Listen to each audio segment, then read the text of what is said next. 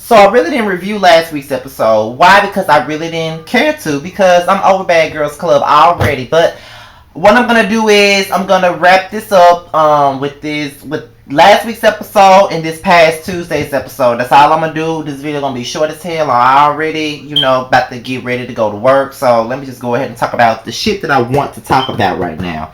Let me just say that I think that it was very unfair for Jada to be sent home. Honestly, I don't know if anybody else agrees with me, but in my honest opinion, I really feel like Jada never should have went home. Because of the simple fact, if Jada should have went home, if Jada was going home, Camila should have went home. And there's obvious reasons for that, honestly. Like, in my opinion, I do think that Camila had been provoking Jada for I don't know how long. And she's been talking about her mother being a crackhead and all stuff like that. And it's one thing for us to fight with our words, but when we go for low blows, I just feel like when a bitch go for a low blow, they just deserve to get their motherfucking ass kicked or something like that. Like, for real. Like, she constantly talked about this woman's mother and how she's a drug addict and shit like that hurts. You know what I mean?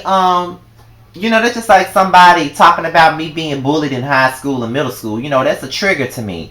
And I just can't stand when people do that. Like, you got to take, you don't have nothing else to say about me, so you got to take low blows and go in on me for whatever reason you want to go in on me about. Like, it's really ridiculous to me, and I just feel like it's crazy. But Camila is a big hypocrite anyway, because she was just crying on camera about how Natalie was going in on her damn boyfriend, beating her ass, and now she wants to go in on another bitch because they mama was a crackhead. I just don't see the humor in that. I don't think that it's funny at all. So when Jada went home, I felt like Camila started this whole argument, started that whole confrontation. She started talking shit in a drunken haze about that damn digital camera that she could have bought from Walmart all over again. She kept bitching about that. Then she threw water on Jada. She threw water on her, and not only did she throw water at her, she kept on throwing low blows at her. A combination of throwing water and throwing low blows is too much. And when Jada finally reacted, she threw a shoe at her ass and hit her with it. I just feel like it's not fair for this all to be Jada's fault, and I don't think that it was fair for Jada to go home. She wasn't the only one acting a fool, and I do think that Camila jump-started the shit. So Jada was sent home unfairly, in my opinion.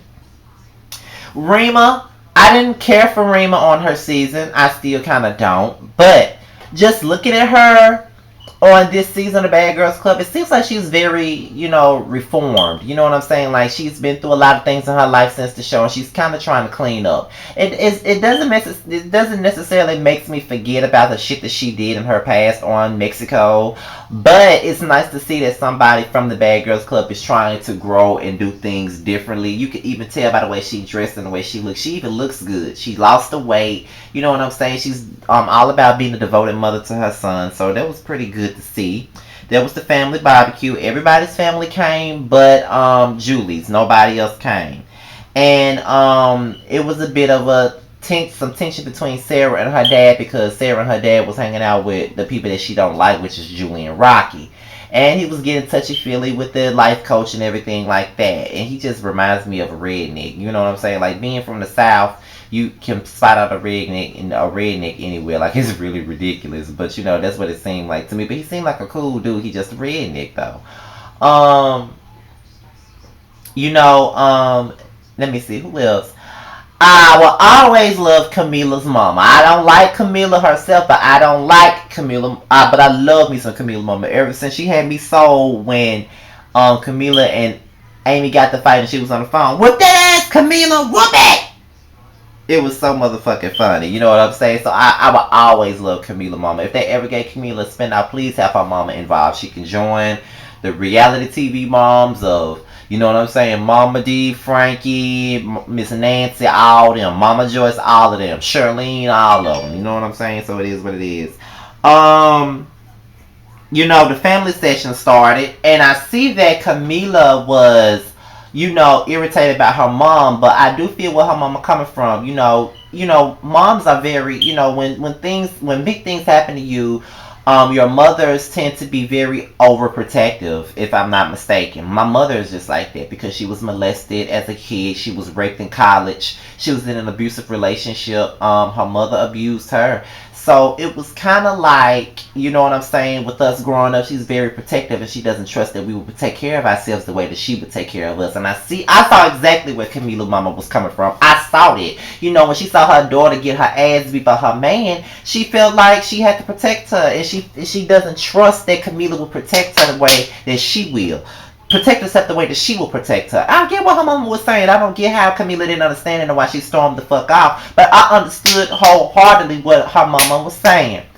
Um, let's see. With Sarah, I really want her and her dad to find a common ground, because it does seem like he's taking her kindness for weakness and using her ass for whatever she can do for him, and that's not right. So Sarah, my heart goes out to you. It does seem like he's leeching off of you and the money that you're making from being on reality TV. It's not cool that he's doing that, and then he going out fucking with bitches that you don't even like. You know what I'm saying? So I get what she was saying with that. Danny told her dad that she had a miscarriage. Only her mother knew about it, but her father never did. And I really did feel bad for Danny. You know, you could tell that shit still stings at her. And then she always felt like Gabby was was the golden child between the two of them. It's always about Gabby, Gabby, Gabby, Gabby, Gabby, but not enough about Danny. So I get her abandonment issues that she felt from her dad. So then, I really don't want to speak on Rocky and the fish eating marathon that she had with her girlfriend. It was all cute, whatever, but I don't care. So Camila's friend dies, and it pretty much brings the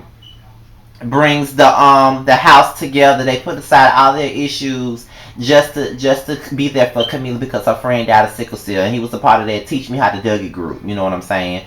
And it just brings things in perspective for Julie and Dana. They beefing over nonsense, and then this bitch right here, her friend just died unexpectedly. So things like that sometimes brings death is very tragic, but it's kind of like the light at the end of a tunnel at the same time. As stupid as that may sound, but it is the light at the end of certain tunnels, because you could be beefing with someone that you love unconditionally, and when somebody dies and it hits you close to home, that shit will make you think about the bullshit that you beefing with a person about, and it's not even necessary. So I understood they all came together for the fundraiser, and I really did like to see them come together. But that's all I really got to say about the Bad Girls Club from last week episode and this week episode. Next week is the finale. I'm so glad that this shit is over. And let me go ahead and get ready for work, y'all. And to my Hollywood Divas review, I'm going to do that when I get off of work today, and it should be up tomorrow morning. I'm out of here, you guys. Peace.